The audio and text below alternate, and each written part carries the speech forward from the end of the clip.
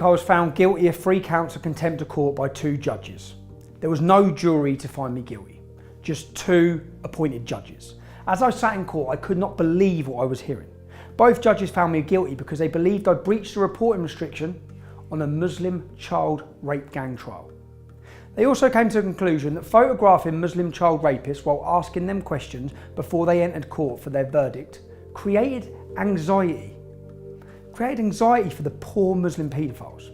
For that, I was to be punished with the full might of the British judicial system. Let me now outline to you what happened in my second trial for contempt of court. The original verdict was appealed due to unfairness. And allow the appeal against that finding for the detailed reasons set out in the judgment, essentially because the process was flawed. There were no charges for prejudicing the case or potentially collapsing the trial, as the media continued to push out. They originally tried to bring those charges last year, but they had to remove them as it had been proved in court twice. Nothing I said in my live stream could have prejudiced the jury. One charge was for breaching a reporting restriction, and the other 2 charges were for photographing the defendants when entering court and, according to the judge, aggressively questioning them. Both of these acts, the Attorney General and the government claimed could have made these poor Muslim child rapists feel anxious and therefore not be able to participate in their trial fully. This is despite the fact that the trial was already finished. It was over, so they had nothing to participate in. The trial had finished and the jury had retired to decide the verdict, which all came back as guilty. Let's look at the anxiety charges first and see what I actually said. So I'm at Leeds Crown Court, where these men here, let me see. Right lads, how you feeling? How you feeling about your verdict? How you feeling about your verdict? How you feeling about your verdict? What verdict? How you feeling about the verdict? You got your prison bag with you? Yeah, look at you. Got your bags with you? You got your bags with you? Yeah. How you feeling about the verdict? I suck your mum's funny. Yeah, You got no guilt. Is there any guilt? Is there any guilt, mate? Is there any guilt? Fucking dad, you son of a bitch. What, mate? How you doing, you alright? Your wife's a prostitute. My wife's a prostitute. My wife's a prostitute. How you doing, mate? What are you in court for today, if you don't mind me asking? I've been seeing your mum. You've been seeing my mum. Another comment about a woman. What are you in court for, mate? How's the trial gone? How's the trial gone? Yeah, how's the trial gone? How's the trial gone, bro? I'm the one in court. You're the one in court, yeah? Why is he carrying your bag then? Anyway. Another comment about your mum. That's every single alleged person who's walked into... Cheers, mate, thanks. Every single alleged person who's walked into court today has made sexual references about women. What's it? Which one? Oh, mate, what are you in court for? Fuck yourself. What's that? What are you in court for? Come on, mate. Why did you just touch him? This is the verdict. So the trial's ended, the jury are making their mind up, and this is the verdict. This is the verdict today. Quick 2 minutes with yourself. Are you going to arrest me? My colleague is going to explain what's going to happen next, right? Am I being arrested? I am being arrested. Causing a breach of peace. I've caused a breach of peace. I'm being arrested. But the content of what you're Can we just say streaming. The content of what I'm streaming, I'm being arrested for breach of the peace. I'm being arrested for breach of the peace. You've all watched this. You've all watched this. You've all watched this. You've all watched this. Can you get me a solicitor? Can you get me a solicitor? Can you just turn off your live feed? Can you get me a solicitor? Turn off your live feed, please. Yeah? Do you understand what I've just said? No, can you explain it again? You're under arrest on suspicion causing a breach of the peace. What does that mean? What does that mean? What does that mean? What does that mean? What does that mean? What does that mean? What does that mean? I've been told that from the feed on Facebook. So to be clear, the questions I actually asked him was the following. All right, lads, how are you feeling? How are you feeling about your verdict? All right, mate, how are you doing? Are you all right? Hello, mate, what are you in court for today? If you don't mind me asking. How's the trial gone, bro? As you can see, I was actually very polite despite some of the disgusting abuse that was thrown my way. By claiming that these questions were in any way aggressive, the judge and the prosecution have simply lied in open court. They've lied in order to back up this ridiculous charge of anxiety. Now, these monsters have been previously kidnapping and raping young children in gangs for years, in full view of everyone, including social services and the police force. They don't sound like the anxious type to me. One of them pushed me in the chest and told me to go fuck myself, when I simply said, "All right, mate, what are you in court for today?" The other 3 child rapist monsters, coincidentally, all made disgusting, vulgar sexual references about female members of my family. But one thing was for sure, none of them looked even remotely anxious. How are you feeling about the verdict? Go and suck your mum's fanny. Yeah, You go on. muppet. You got no guilt. Is there any guilt? But according to the Attorney General and the judge, I was aggressive.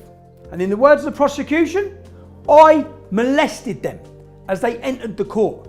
Molested them. These are the guys that have molested and raped children for a decade. Is the Attorney General making some kind of sick joke? Now let's quickly take a look at me entering the Old Bailey for my court case. Tommy Robinson, are you finally going to face justice for potentially collapsing his trial? I didn't potentially collapse any trial. I'm actually not in charge. I'm not on trial for potentially collapsing a trial. My charge is causing anxiety to the men walking into court by putting cameras and asking them questions. Exactly what you've just done to me is what I face contempt of court for. Exactly this. Do you think this is causing me anxiety? Look at your actions. That's what I'm facing trial for. I didn't act this way.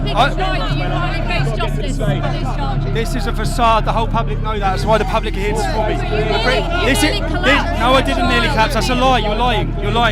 I didn't nearly collapse. The judge's words in that case, nothing I said could have caused prejudice to jury. Nothing. That's the judge's words. Read the transcript. Do your job as a journalist. Were you in contempt of court? No, I wasn't. That's why I was released from prison. The whole case was unlawful. Now, this is politically motivated persecution by a government who want to silence me. That's what this is. What do you think about the fact they brought these charges back? I think it tells everyone the fact. Look at what's happening here. Can you see this? Look, I'm in court for causing them anxiety. Look at all these cameras, look at all these journalists. Yes, that's right. I was on way into court just like those Muslim child rapists were. Lucy Manning from the BBC blocked my path along with multiple other journalists and media cameramen. She was far more aggressive in her line of questioning, even assuming my guilt, which you're not allowed to do. Tommy Robinson, are you finally going to face justice for potentially collapsing his trial? The media swarmed around me with cameras and microphones in my face. In fact, if you look at the press surrounding me in that video, it was 10 times more likely to cause someone anxiety than the polite, soft questions that I asked a Muslim rapist at Leeds Crown Court. Remember, I was completely on my own. Me and my phone. On Thursday, for the first day of my trial, every single newspaper published a picture of me entering court that morning. According to the Attorney General, that is now contempt of court. We played that video in court as evidence, along with many others like Rolf Harris being pretty much crushed by the press on his way into court.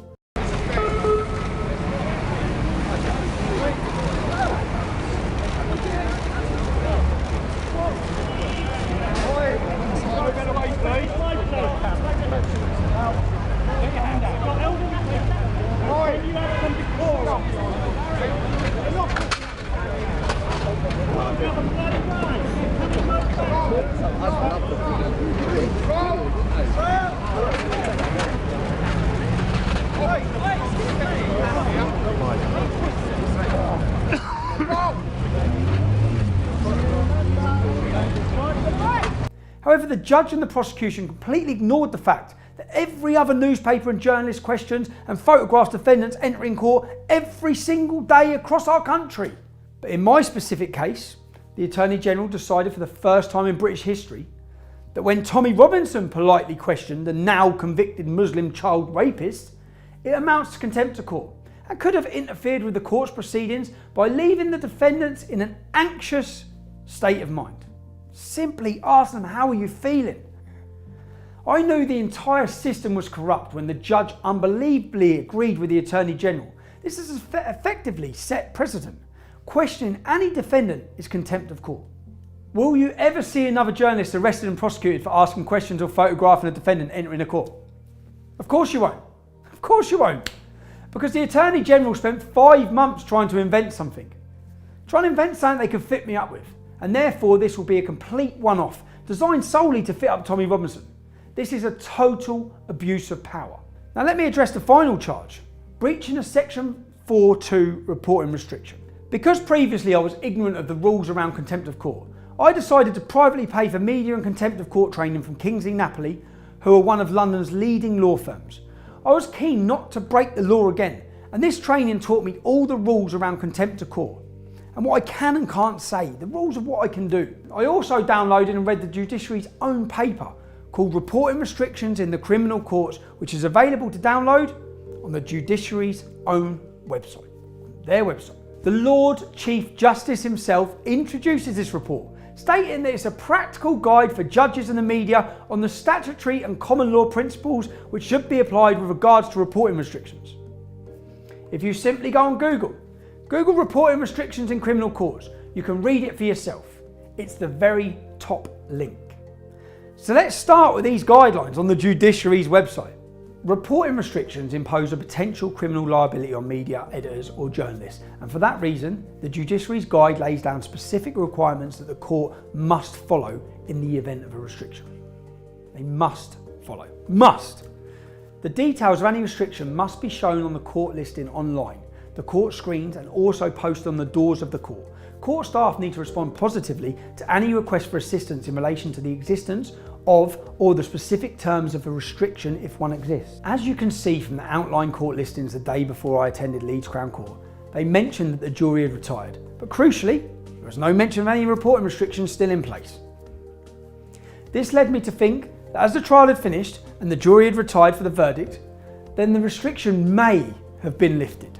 When I turned up to court that morning, I decided to go into court and ask a member of staff if there was still a reporting restriction on the case. As the prosecution witness confirmed in court, he told me he did not know of any reporting restriction on the case and did not provide me with the details of one as is the required in the judiciary's guidelines.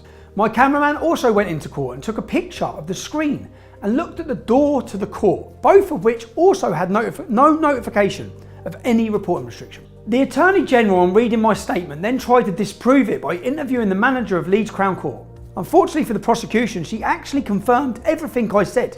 In her words, they had failed to adhere to legal guidelines. And in fact, the details of the reporting restrictions were never even uploaded onto the court system at all during the entire trial. The contempt of court law is so out of date it was set before the invention of the internet. The high degree of confusion around guidelines and reporting restrictions led the Law Commission to conduct a 6-month review and recommendation paper back in 2014. The Law Commission found that the rules and guidelines are extremely confusing and could lead to a journalist mistakenly landing in contempt of court. Their sole recommendation from their 6-month review was that the government create one national website that details all of the trials with reporting restrictions placed. This would allow the media, journalists and members of the public access to fully understand what can and cannot be reported on any restricted trials.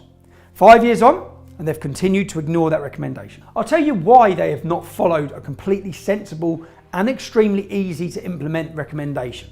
That is because the public would then be able to see the sheer number of these secret Muslim rape gang trials that the government are so desperate to hide. This charge is so laughable that even in the Attorney General's skeleton committal proceedings against me, it referenced a precedent from 1997. It was a case on reporting restrictions against Newspaper Publishing PLC, where it was decided that, and I quote, this is from a precedent, "No one should be in peril of suffering a criminal penalty for contempt unless the order which he is said to have infringed is clear." Even if I breached a supposed order, the fact that Leeds Court admitted to failing to follow up the required notifications on the order or provide any details when I asked that day means they failed in their duty to inform me of any restriction, let alone make the details clear. The crucial point though is that all of this is actually irrelevant. And the prosecutor just used it as a distraction tactics in court because I didn't even breach the reporting order in place on that day. The fact that the trial had come to an end and the failure of the court to notify the public of the existence of an order led to me to believe it was no longer in place. Given how much the government have it in for me, I decided it would still be wise still not to risk breaching one. During my training and studying the judiciary's own guidelines, their own guidelines issued for judges and the media on reporting restrictions, it mentioned one critical point, which I followed to the letter. The crucial piece of law in the judiciary's own guide that was approved by the Lord Chief Justice himself can be found on page 27. The law states, and I quote, Courts have no power under Section 4.2 to prevent publication of material that is already in the public domain. On that day at Leeds Crown Court, I read details of the defendants and their charges from an already published BBC article that is still visible on their website today. It was material that was already in the public domain prior to the reporting restriction, and therefore, according to the judiciary's own guidelines, could not form part of any reporting restriction.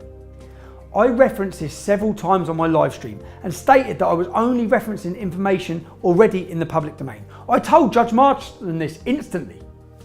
In the original case at Leeds, they failed to make clear any detailed notifications of a reporting restriction on the case, which according to the legal precedent would mean they cannot hold me criminally liable.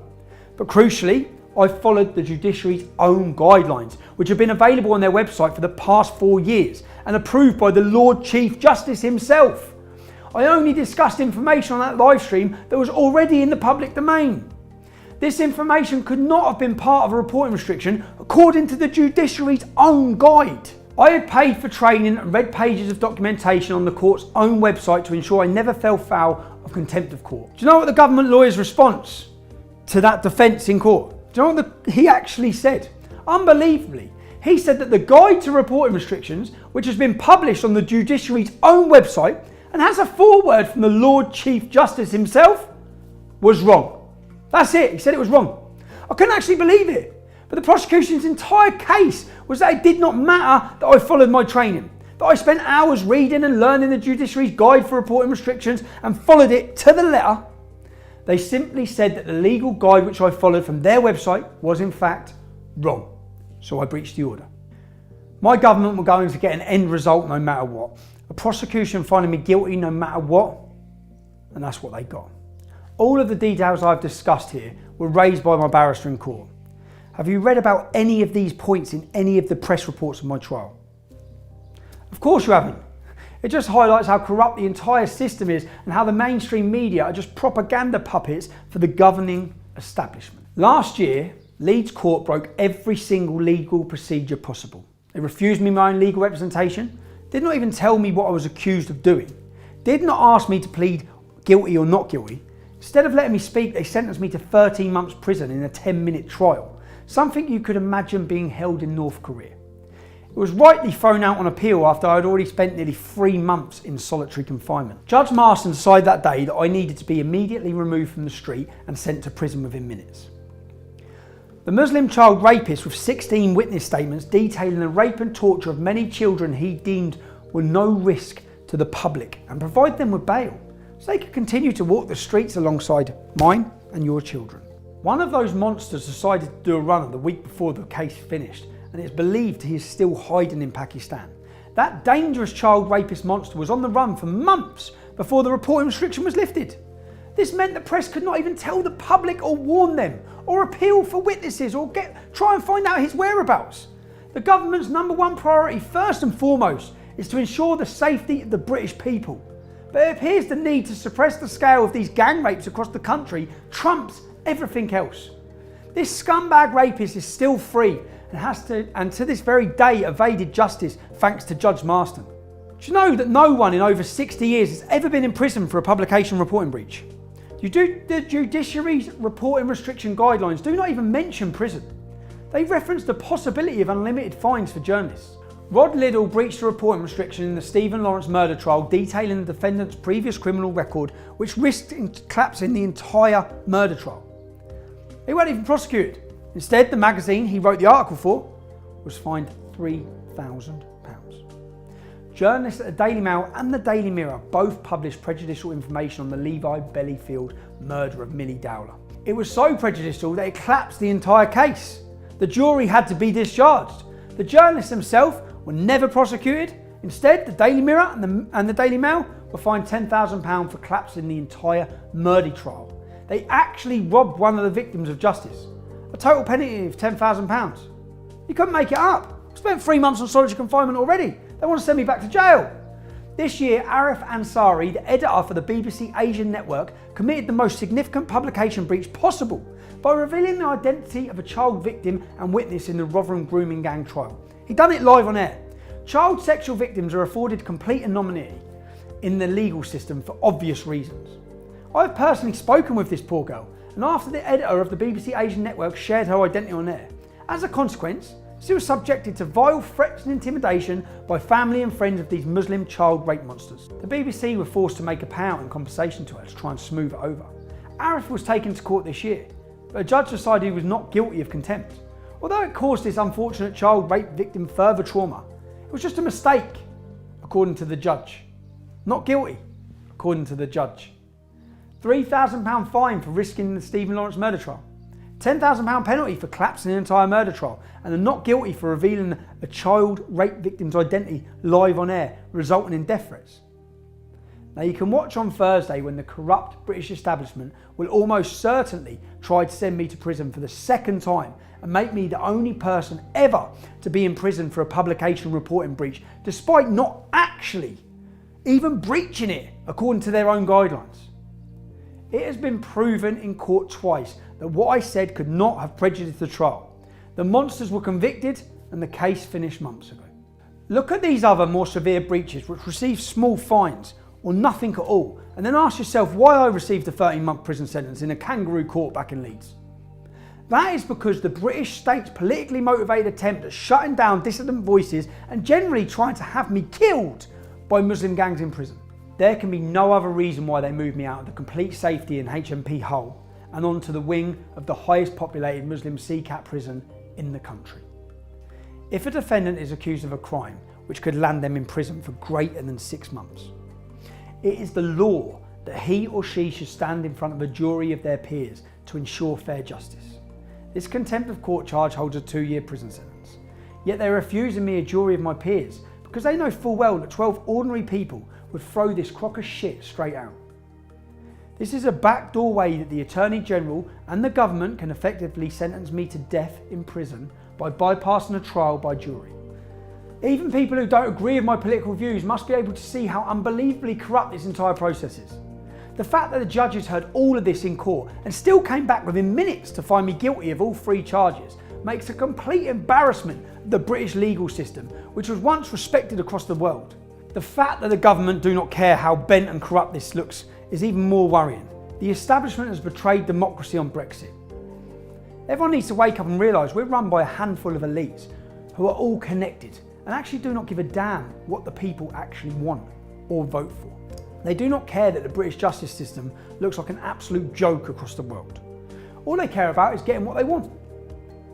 We are run by nothing more than a globalist dictatorship. The British establishment spends its time virtue signalling about big bad Russia and China, stating that they have appalling human rights and are clamping down on free speech. You are the biggest bunch of hypocrites to walk this earth. The traitors that are running this country have destroyed it. They are removing our fundamental freedoms step by step, every single day. There are Islamic terrorists already serving 30 years in prison for being caught with guns, knives, IEDs. They were on their way to murder me. The British state has issued me with 9 Osman warnings, informing me that they have credible intelligence that Islamic extremists or far left extremists are plotting to murder me, my family. Despite this, they refuse to provide me any details of that intelligence and inform me that I cannot take steps to protect myself. If you have watched this video, you can see this is a complete sham prosecution. My legal team will look to appeal as soon as we have received the written judgment next week. This persecution has already cost over £115,000 in legal fees, and the cost will continue to escalate. I need to try and lodge an appeal so that they do not effectively work towards having me killed in prison. You can help support me towards these costs at tommyappeal.com. I can't thank those who have contributed enough and will be eternally grateful. I am Stephen Yaxley Lennon, but we are all Tommy Robinson. Never ever surrender yourselves to the enemies of free speech.